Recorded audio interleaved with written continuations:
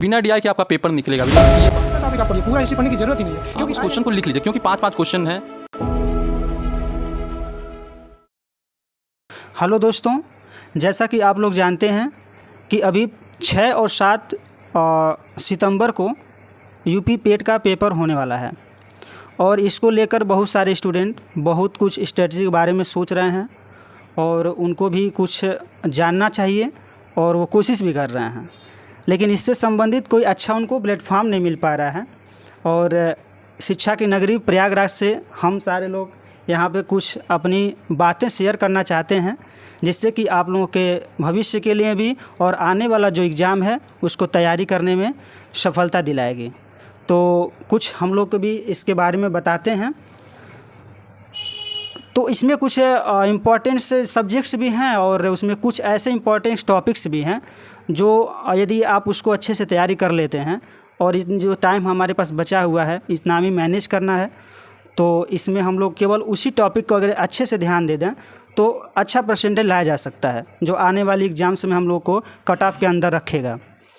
तो मैं आप लोगों को मैथ के बारे में बताता हूं, जो हमारा अंकगणित है उसमें कुछ कुल 6 टॉपिक्स हैं उसमें। जैसे आपका पूर्ण संख्या हो गया, दशमलव हो गया, प्रतिशत हो गया, साधारण अंकगणित हो गया, वर्गमूल हो गया, घातांक हो गया और उसके साथ साथ औसत हो गया। ये तो पूरे सब्जेक्ट हैं, पूरे टॉपिक का है। हम इसमें केवल 3 या 4 टॉपिक्स पर ध्यान देना है जो ज़्यादा पूछते हैं, जैसे औसत हो गया, प्रतिशत हो गया और पूर्ण संख्या हो गया। लगभग दशमलव से भी अच्छा खासा क्वेश्चन आता है।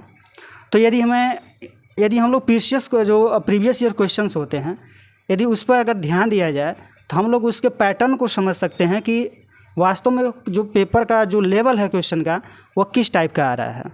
तो पहले हम क्या करें, अभी जो टाइम बचा हुआ है 2 दिन या 3 दिन हम क्या करें, प्रीवियस ईयर क्वेश्चन पे हम लोग एक बार एक सरसरी निगाह से देख लो उसका, एक सरसरी में बस। और जो इम्पोर्टेंट टॉपिक्स अभी हम आपको बताए हैं उसको एक अलग पेज पर लिख लें और उस इम्पोर्टेंट टॉपिक का 2 से 3 क्लास देख लें किसी अच्छे टीचर का। जैसे बहुत सारे टीचर्स हैं, मैं तो क्या बताऊं, आप लोग देख लेंगे।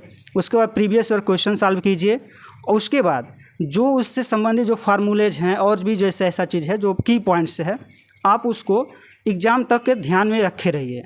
इससे आपको जब एग्ज़ाम में बैठेंगे तो आपको क्वेश्चन को सॉल्व करने में बहुत सफलता मिलेगा, क्योंकि जो प्रोसेस हो तो भूलेगा नहीं। अगर भूलना होगा तो की पॉइंट्स जैसे फार्मूलाज हो गया, यही सब भूल सकता है, तो उस पर आप लोग को ज़्यादा ध्यान देना चाहिए।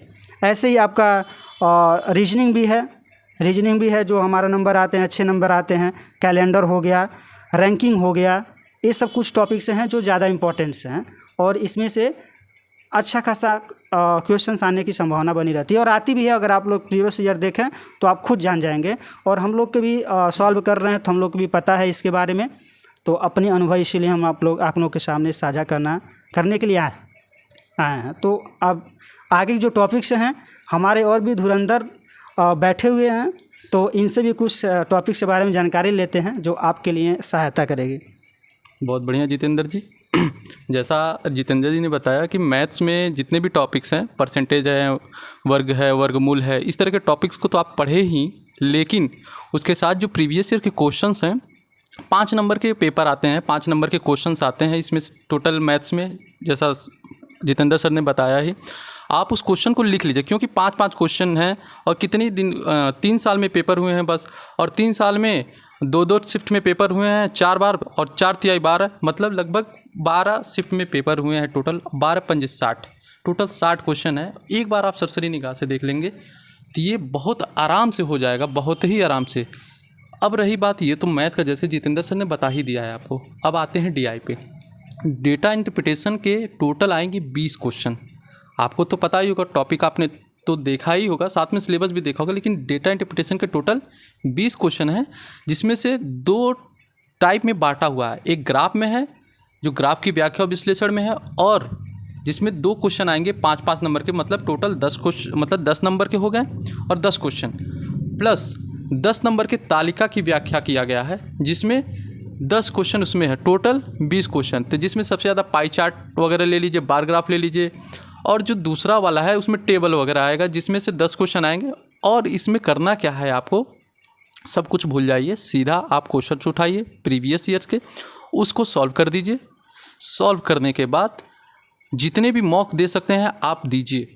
अलग से नई टॉपिक पढ़ने की कोई ज़रूरत नहीं है और ना पढ़ने की ज़रूरत है उसमें। सीधा सीधा मुद्दा यही है कि अगर आपको पेपर निकालना है तो डीआई को तो भूलना नहीं पड़ेगा। बिना डीआई के आपका पेपर निकलेगा भी नहीं। ये बात ध्यान से दिमाग में बैठा लीजिएगा। अगर डीआई देना है तो आप रोजगार विथ अंकित सर का मॉक दे रहे हो, फ्री ऑफ कॉस्ट है, कोई पैसा नहीं है।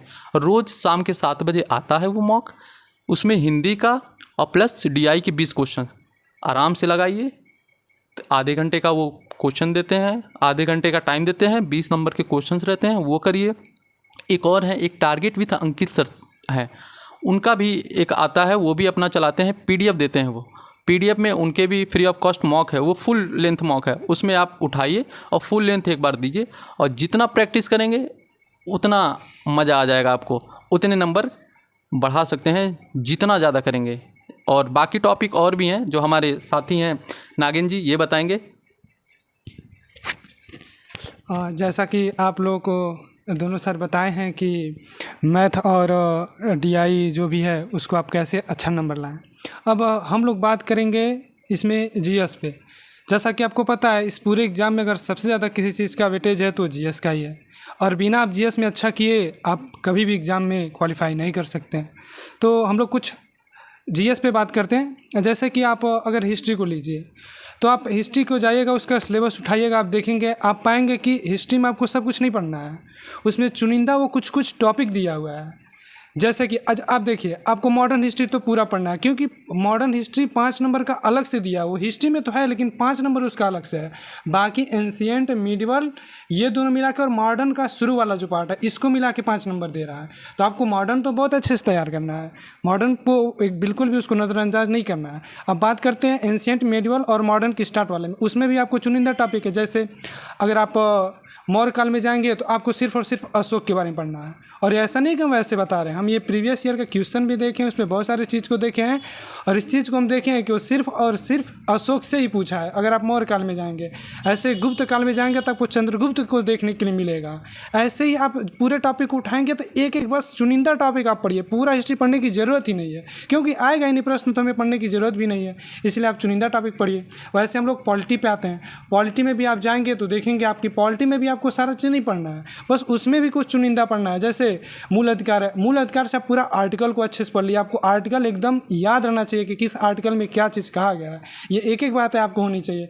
वैसे सरकार के अंग के बारे में, राज्यसभा, लोकसभा, मंत्रिपरिषद, ये सारी चीज़ें में आपको पता होना चाहिए। जो फैक्ट है वो आपको पता होना चाहिए, क्योंकि ये अच्छे खासे पूछते हैं। राष्ट्रपति के बारे में पता होना चाहिए, प्रधानमंत्री के बारे में पता होना चाहिए आपको। ये सारी चीज़ें हैं जो आपको पता होना चाहिए, यहीं से उठा के कोई ना कुछ पूछता रहता है।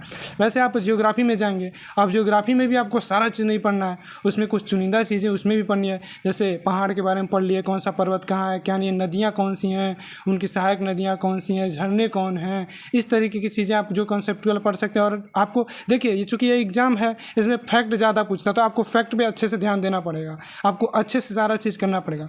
वैसे आप जाएंगे इकॉनमी में, तो इकॉनमी में भी आपको सारा चीज़ नहीं पढ़ना, उसमें भी वो दिया। पहले तो आप सिलेबस एक बार जरूर देख लीजिए कि क्या क्या है उसमें। आप इकॉनमी में जाएंगे तो आपको सारा चीज़ नहीं पढ़ना है, और आप इकॉनमी में अगर थोड़ा सा भी ध्यान देते हैं तो बड़ी आसानी से कर ले जाएंगे, क्योंकि वो क्वेश्चन ही ऐसा है जो आपको आसानी से पूरा दिख जाएगा। वो आपके सामने होता हुआ दिखता है, हमारे समाज में होता हुआ दिखता है, आप पढ़ेंगे उसको समझ जाएंगे।